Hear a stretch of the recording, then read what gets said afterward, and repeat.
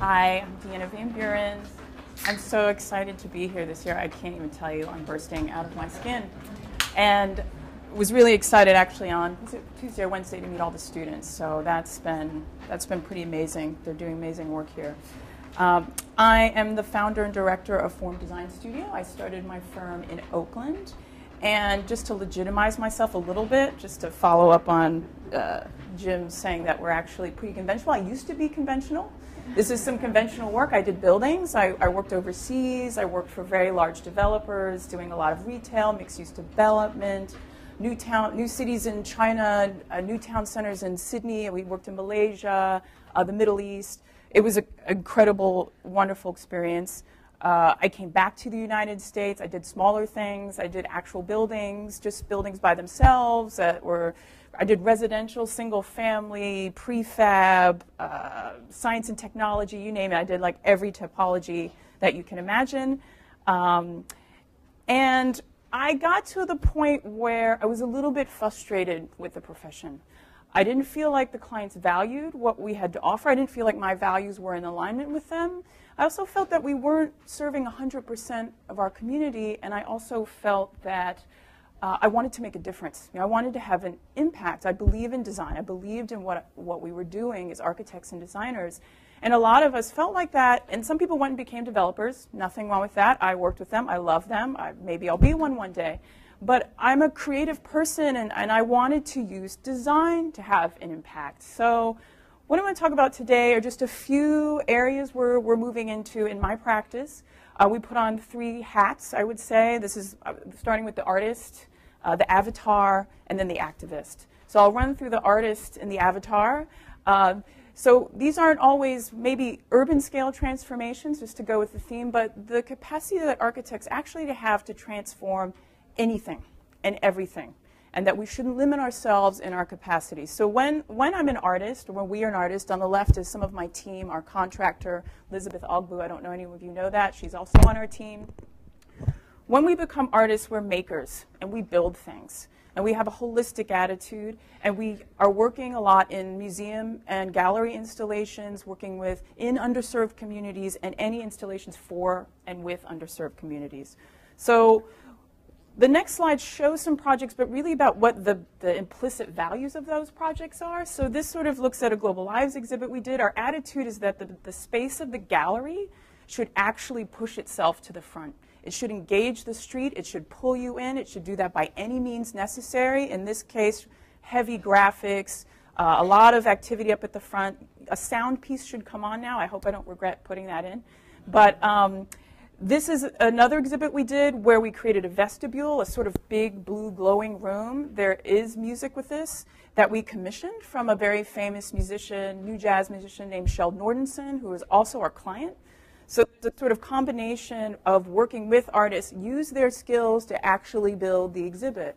The gallery had more visitors than they've ever had in their 20 years of being open, because people were coming off the street, they were coming in, and they were sheepish about it, because the reality is they actually hate us until the exhibit goes up, because we mess up their space. Laza Latino was with some fashion designers, and for a very low-income neighborhood in Manhattan, they were fashion designers. So the exhibit's made of fabric and stretches across the walls and holds all of the mannequins. We like our spaces to be textured. You should want to touch them as much as possible. They shouldn't sort of have that pristine feeling to them. We like for the content to be viewed in different ways, so whether it's film, and then there's a sort of mapping. This is the same in the Writers' Corps exhibit. Each of the students have a sort of station. These are sort of inner city poets doing a lot of beat poetry. You should be able to take things away from the exhibit that are beautiful and that enhance your life, and you should be able to contribute. This is sort of a community writing wall we created. We like furniture. You should be able to sit down and look at the art and be with it. So we do built-in furniture. There's movable furniture. You should be able to sit and enjoy it. If you lie down, even better. Like, just get in there, man. And then we also plan events. So this is an event, a sort of tea service. Our Rasta tea master came, and he's serving tea in the space, so we're occupying the space. This was a fashion show we did out on the street during Fashion Week. This is a neighborhood in the Bronx, so you don't normally have fashion there, but we invited the community, and they were really able to engage. So hat number 2, the avatar. So I don't know how many of you play video games. I do not play video games. I didn't know anything about them, but apparently there was a video game developer in one of those exhibits, and they came and asked us to design their latest video game. So we said yes. The video game developer is Jonathan Blow. He is being credited with being very avant-garde and using video games as art, so art and video games. We also know that about 3 billion hours a week are spent in the digital environment, and that in 10 years, another billion people are going to be playing video games. So we got like 20 billion people around the world spending hours and hours, or 20 billion hours a week in video. It's a lot of time in digital space. Architects are not engaging with the video game industry at all, which is actually now being used to solve social problems. So this new game is called The Witness. It's an island. If any of you played Myst, this is kind of like Myst. We were asked to design about 20 to 25 buildings in this game, and as you also see on the island, there's a lot of landscape, so we convinced our client to hire Fletcher Studios. I don't know, David Fletcher went to the GSD, he's taught here, so we worked with landscape architects to begin to design this. Now, if you don't have any building codes and you don't have any use, and I went into the room and I said, so we're all sitting looking at each other, go, okay. So I'm like, well, where's north?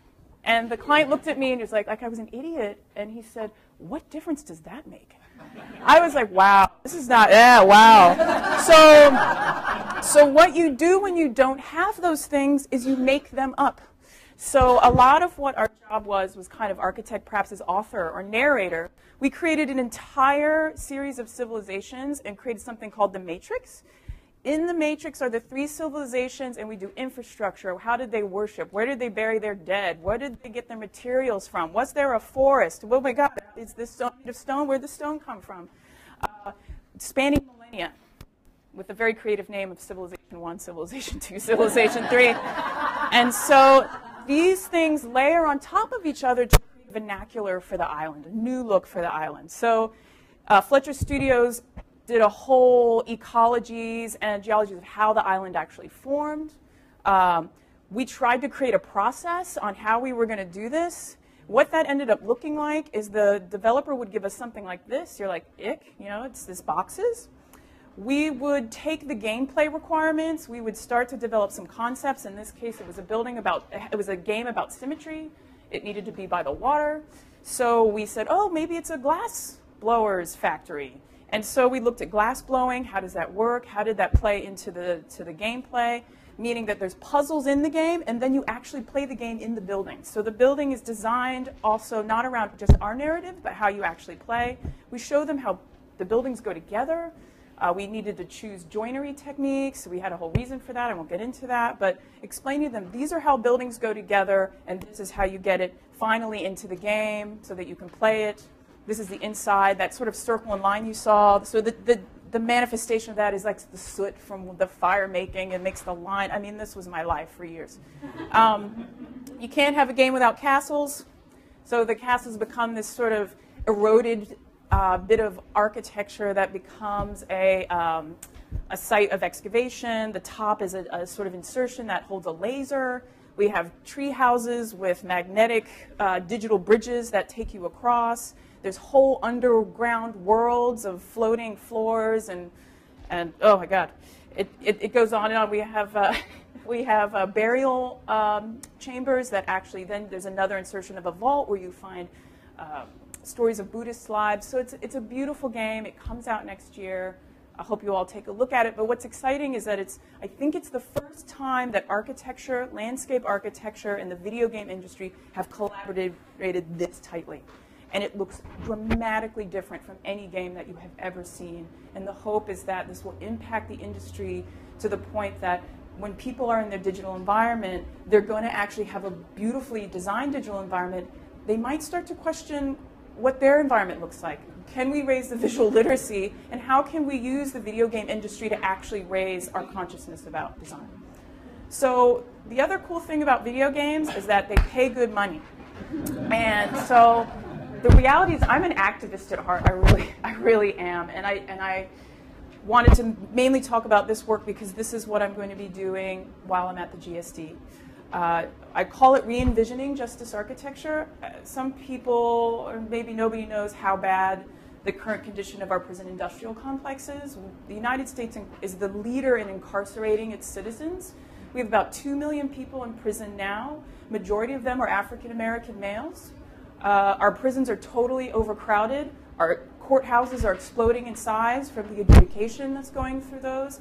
And then on top of that, we have high rates of recidivism. So it's a broken system. It's not really working. It's racist, and it's virtually at this point pretty ineffective. So we have an infrastructure for that. Architects and designers are supporting a system that's essentially ineffective and not working. We have prisons. This is a detention center for children. And I include courthouses, and this is where I get in a little trouble. But the reality is that they're all part of a relatively adversarial and toxic structure. We come in at the end of bad policy. We come in at the end of bad laws, and we're trying to keep up with them and make them better and deal with the blast barriers and deal with the fact that it's actually, we're running around after something that's not working so well. So that's the bad news. Good news is that in response to this, there have been an incredible amount, there's been a lot of action, there's been a lot of advocacy, there's been a lot of activism, and more exciting, there's actually been a lot of real alternatives to our system. A lot of grassroots efforts, not just happening here, but actually globally. So it asks us, we started to ask the question, how do we design for this? How do architects actually, rather than being at the back end of that process, in a lot of ways very similar to Karen Lee's work, how are we at the front end of that? How do we be involved in policy making? And how can we support? Because I'm not saying we're going to solve that problem. We're not going to solve the prison industrial complex problem, but we are a piece of the solution, and the capacity is that we actually have to anchor it and foment those movements. So how do we design for peace? One peacemaking process that we have been very engaged with and committed to is restorative justice. Who knows what restorative justice is? Can you just raise your hand?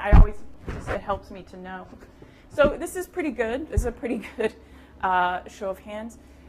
These questions explain it. I'll explain it briefly. Restorative justice is actually a reignited process from our indigenous people that's happening here. It's happening globally. A victim and offender will get in a room with, there could be, police could be there, your family will be there, sometimes lawyers are in there. It's an open dialogue, and that through that dialogue, the needs of the victim get addressed, and there's a program created for the offender's conduct so that when they get out, they complete that, and then they can return to their communities relatively unstigmatized. It is highly successful. You're looking at inversions in recidivism when they use this process. And it's growing. It's actually growing at a pretty exponential rate. Some examples are the Truth and Reconciliation Courts in South Africa. You may know those. The Gacaca Courts in Rwanda. Family group conferencing, sentencing circles, community reparation boards. There's art being used to do this. Performances are being used to do this. So we spent years actually studying this, looking at these processes globally. Where are they happening? Apparently what I was doing was key informant interviews, which I'm told now that's what they are. That's another reason I'm here, is to actually study qualitative analysis. How do we do this effectively, gather that data? What we found is it's happening in all kinds of spaces. It's happening in schools, in people's homes, in gyms. I think there's in prison even. You know where it's not happening? It's in the courthouse. So and there's a lot of reasons for that, mainly in our sort of psychological reasons, but also programmatic reasons. So what we started to do is say, well, if it's not happening there, what does that mean for the development of new typologies and a new infrastructure that's not doing this and supporting this, but is starting to actually be reparative? And what does that look like? These are sketches of design guidelines we put together. The intention of these design guidelines, this will hopefully go into a book that I'm going to be working on this year. This is based on all the interviews we had and all the discussions we've had to start to say, well, this is what restorative architecture might look like. These are the qualities it might have. And we're a little ways off before we get to the Restorative Justice Center vision, but it's been a really important piece in terms of the development of our work, and it's something that I would love to do an architecture studio on. That how do we start to do that and try and build a lot of energy around it? And it's great, but the reality is that we are a service service profession, and we wanted to really be serving people on the ground. So these next few slides look at some of the projects we've started to do and work this way. We went to the practitioners like, well, what do you need? Like, what can we do? How do we do this? You help us, and so we can help you. 2 organizations we're working with is Restorative Justice Training Institute. They train people, but they also go out into communities and actually do on-site reparation and peacemaking. So the question is, can we map the city, this is the city of Oakland, can we map the city to get spaces that are naturally resource spaces, develop them as peacemaking zones, ceasefire zones, that in those instances they can go to those locations, and citywide we know that that's where those places are happening. Do they have good lighting, places to sit? Do they feel safe? So we're starting to do, I'm also here to learn GIS mapping, because this is the kind of services that we're looking for and the kind of ideas that are coming out of our discussions. Restorative Justice for Oakland Youth is following on Oakland's policies, San Francisco's policies. We're seeing this across the country, an eradication of zero tolerance. Restorative justice now being the way of dealing with children fighting, everything in schools. So there's no more expulsions, no more expulsions. They run them through this system instead. So this is the room that they're using at a very low income space in East Oakland. And what we do is we go to these practitioners like, okay, you want a better space. How are we going to fund this? We help them with their grant writing. So we create a small piece for design and construction. The majority is for implementing the program. And we just do really simple stuff. I mean, it just makes all the difference in the world. This room is functioning. The students love it. We didn't have to do a whole lot. We're working with the students now to do the next phase of the work, was just do an in-situ art piece to open up the other side so they can actually get access to the garden, because restorative justice can happen outside. And the idea is that this trailer, which is where it is, it's in a trailer, can actually be the prototype for what we're calling a restorative justice trailer that can be deployed to schools all over the country as a model, because that's where they're happening.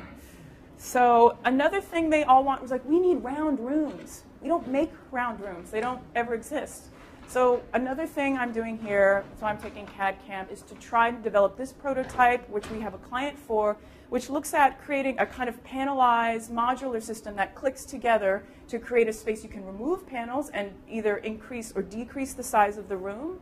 But it's good for spaces that are actually, this is a look showing it maximized, but it's actually good in a big room where there's people moving around, it creates privacy, they're excited about it. This is a great place, I think, to start to develop that prototype piece.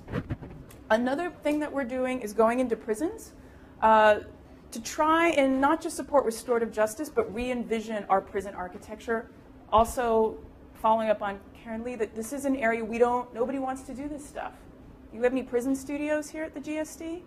Probably not, because we don't want to touch that stuff. So we're working with social scientists, so I'm doing a lot of social science study here, where we're going to go into prisons. This is Graterford Prison. It's a maximum security prison. We're going to be going in next year. I'm a little bit nervous, but it's going to be fine. Where it's called an inside out. They bring college kids in. It's a university education with inmates.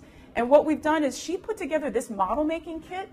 It did not pass the Pennsylvania Corrections Board. The idea was to work with the inmates to try and actually re-envision their space to be restorative through model making. So what we did is we developed a new toolkit for her using a series of papers, because everything is contraband. You can't bring anything into a prison. So how do you create something that's effective for gathering this data that is going to do that? These different papers are a much more abstract way. We think we're going to get better data from them through this. So we have sort of respect and choice, privacy, inclusion, accountability, freedom. How do we sort of design for those things as a way of actually improving outcomes within the prison and creating better spaces? The hope is that this research can impact policy and how we start to design these spaces. On a more hardcore activist front, what we're seeing around the country is a repurposing of the prisons that are closing. This is my last piece, so I'll finish, Jim. This is in Chowchilla, California, where you may know we have the California Realignment Act, where we've let everyone out of the prisons because they were inhumane. They were judged to be inhumane. So what's happening is there's this restructure. We have prisons that are either closing down, and these prisons generally support the economy of the local town. This town in Chowchilla is in opposition to the California Corrections Board, which is very rare. They don't want to have a new prison here. They were going to bring men into this prison and move the women. They're like squishing the women into this other prison and bringing men here. This is the largest women's prison in the world. This is about a mile across. It's a huge, huge facility. So what we can do as activists, as designers, planners, is that we've been going down there and working with the community to create a new vision for what this could be. What do you need? You know, they need a water treatment facility. They need post-processing. This is the breadbasket. You know, this is this sort of Central Valley where all the fruit and vegetables are coming in. We're learning about how bonding facilities work. Like, how can you take these, how can we support them in fighting and being activists using visual information? It's been very successful. We've been going down there. We're going to know by the end of the month if we've been able to stop the California Corrections Board from turning this into a prison. I hope that we have. But my hope is to build a team to begin doing this around the country. So last one. Sorry, I lied. This is my last one. This is what we're doing now. This is just so exciting. I have to talk about it. I'm very excited about it.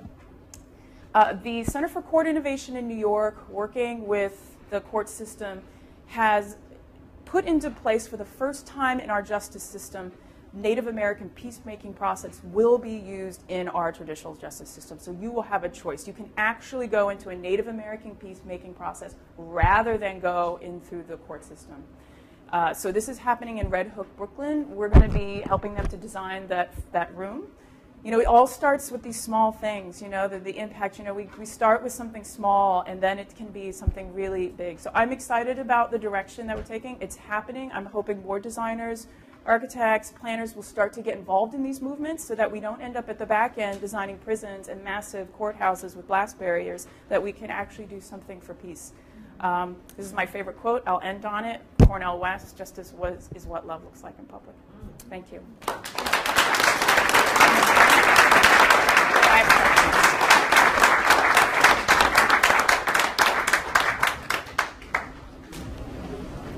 Question. In my attempts to work with different public institutions, working with kids. You guys put a sign on the door and said that when we brought the juvenile justice people to the table, yes. They were very nice people, but they would take me aside at some point and say, I don't think you understand. This system is about punishment and not really about rehabilitation. Yeah. Have you run into that? Yeah. Yes, that is true, and it is about punishment. And at this point, I doubt that's going to change, that particular system. So part of the strategy is, for us, has been to identify people who are a little bit more easy to convince and try and convince them.